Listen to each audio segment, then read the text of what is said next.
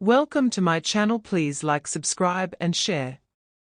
Lisa was up the whole night thinking about what the late nights were about. She could not sleep. She kept imagining things in her head, and different thoughts kept creeping in. The following morning before the kids were up, she woke John up and showed him the text message since the silence is eating her up. John tried explaining to her that it was nothing, but just a lie to destroy their marriage. Lisa did not believe her. She cried and accused him of cheating on her despite all that he had been putting her through the past few months. John tried explaining it was a female client of his who recently made an advance towards him, which he rejected, but Lisa wasn't just buying the explanation. John and Lisa's home, once filled with warmth and the comforting hum of routine, has become a battleground of silence. The walls seem to absorb their unspoken words, turning them into echoes of unresolved tension. John's retreat to the couch is not just a physical separation, but a symbolic one. The chasm between them grows wider each night. Lisa, on the other hand, throws herself into her work, her every movement in the house a calculated effort to avoid crossing paths with him. The children, Grace and Eli, are too young to understand the intricacies of adult conflict, but old enough to feel its weight. Grace's laughter has turned tentative, her eyes darting between her parents, as if searching for signs of normalcy. Eli, older and more perceptive, begins spending more time in his room, his headphones his refuge from the unspoken storm outside. Late at night, when the house is quiet, John stares at the ceiling of the dark living room, his mind racing. Memories of their earlier years creep in unbidden. Lisa's laughter, her hand slipping into his, the way she used to look at him like he was the only man in the world. He wonders when that stopped, and more painfully, if it's gone for good. Lisa isn't faring much better. In the stillness of her bedroom, she scrolls through old photos on her phone, her chest tightening as she sees their smiling faces at a beach, in front of a Christmas tree, holding their newborns. She feels the tears pricking her eyes, but wipes them away quickly, angry at herself for her weakness. The silence between them is unbearable, but the thought of addressing it feels even more insurmountable. One evening, as Lisa tucks Grace into bed, her daughter clings to her arm and whispers, "Why don't you and Daddy talk anymore?" The question stabs Lisa in the chest. She forces a smile and brushes Grace's hair back, but her throat tightens, and she can't answer.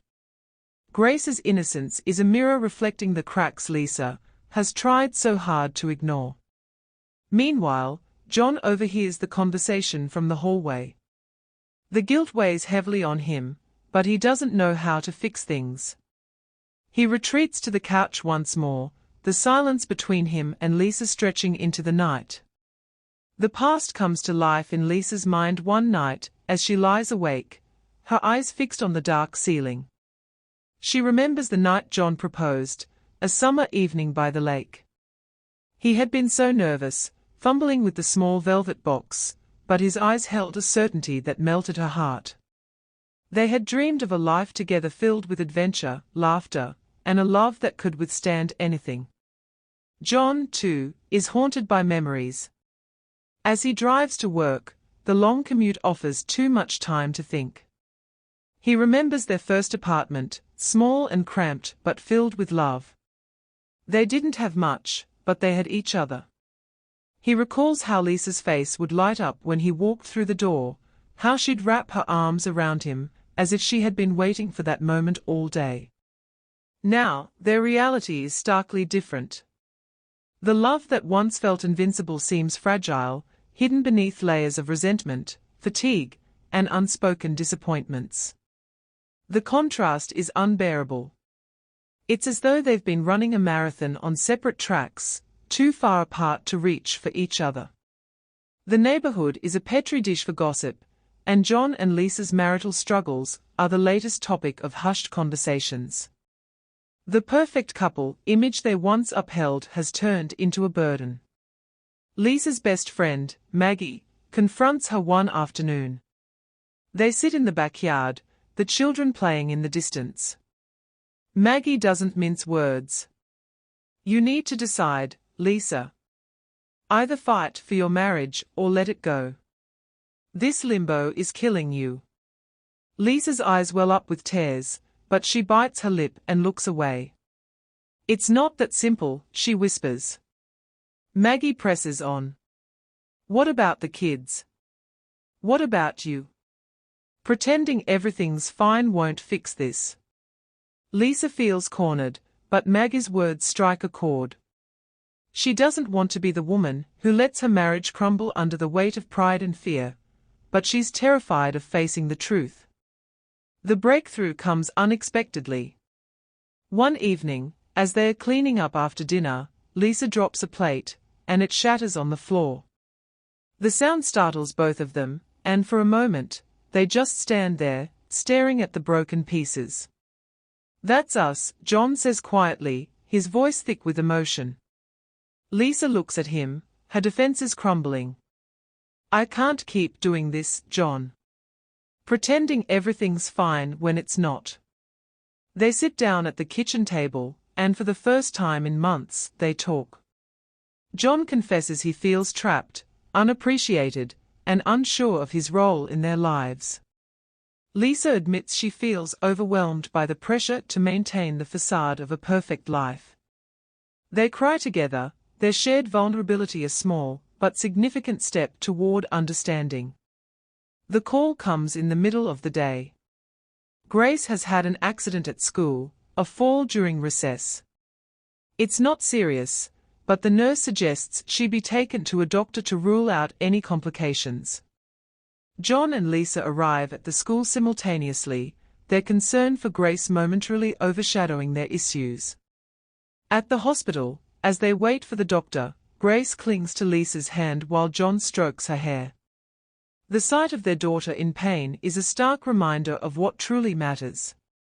Later that night, after Grace is tucked into bed, Lisa finds John sitting on the couch, staring into space.